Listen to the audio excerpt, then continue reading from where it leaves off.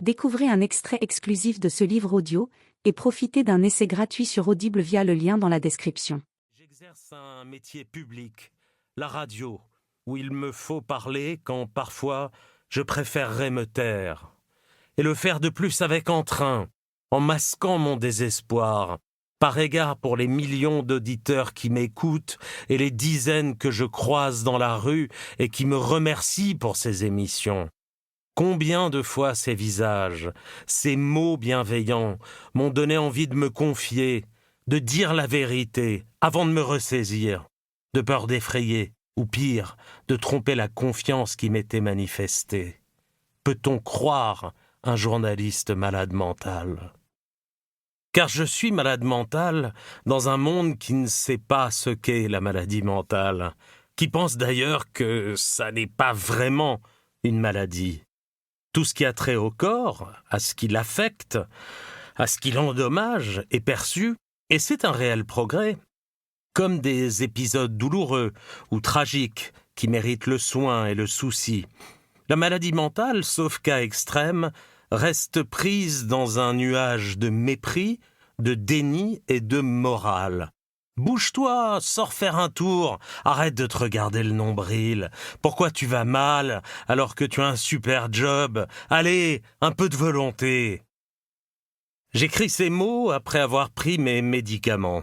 Je suis malade mental et, en dépit de ça, je ne peux m'empêcher de penser qu'il faudrait que je me bouge, que je sorte faire un tour, que j'arrête de me regarder le nombril, que j'ai un super job et que je manque cruellement de volonté. Je suis un malade mental et ce que me renvoie la société, c'est que je ne le suis pas ou que je l'ai choisi, bref, qu'il tient à moi de ne pas l'être. Mais il reste que je suis un malade mental et que je ne suis pas seul. Je le sais, je le sens.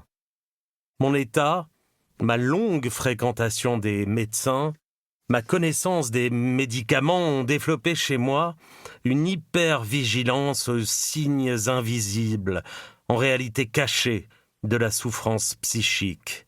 Dès que je les perçois, j'encourage tel ou tel à aller consulter.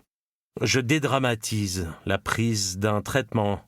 J'explique ce qu'est un épisode dépressif, pourquoi il peut durer. Psychiatre amateur, pharmacien du dimanche, je dispense mes conseils, j'instaure le dialogue, mais en chuchotant, car la honte et le danger pèsent, et l'amicale des malades mentaux a appris à se la fermer. Je pourrais citer les statistiques de consommation de médicaments. Le nombre effarant de ces personnes qui, en France, seront touchées sous une forme ou une autre, une ou plusieurs fois dans leur vie, par la maladie mentale. Au fond, ces données ne disent rien. Elles ne permettent pas à la masse de douleurs de s'exprimer. Elles ne décrivent pas la vie quotidienne d'un malade mental. Elles ne modifient pas le regard social sur ces maladies. Elles nous isolent alors que nous sommes si nombreux à souffrir, à avoir honte et à nous taire. La cruauté des maladies mentales, c'est qu'elles sont pour la plupart invisibles. Pendant des années, j'ai eu mal, très mal. J'en concluais que je devais donc être malade. Mais de quoi ? Pourquoi les médecins ne formulaient-ils aucun diagnostic ? Pourquoi les médicaments me faisaient-ils souffrir au lieu de me soigner ? Pourquoi l'idée de la mort m'est-elle si longtemps apparue comme la seule échappatoire ? Pourquoi n'ai-je pas parlé à des proches, à des amis, à ma famille ? Pourquoi ce silence ? Je suis un malade mental. J'ai honte, j'ai peur, je vais vous raconter mon histoire en tremblant. France Inter, réunion hebdomadaire de programmation de la matinale dans le bureau de la patronne de la chaîne. Vue spectaculaire sur la Seine, Tour Eiffel à gauche, Statue de la Liberté à droite, les hautes tours de Beaugrenelle au milieu.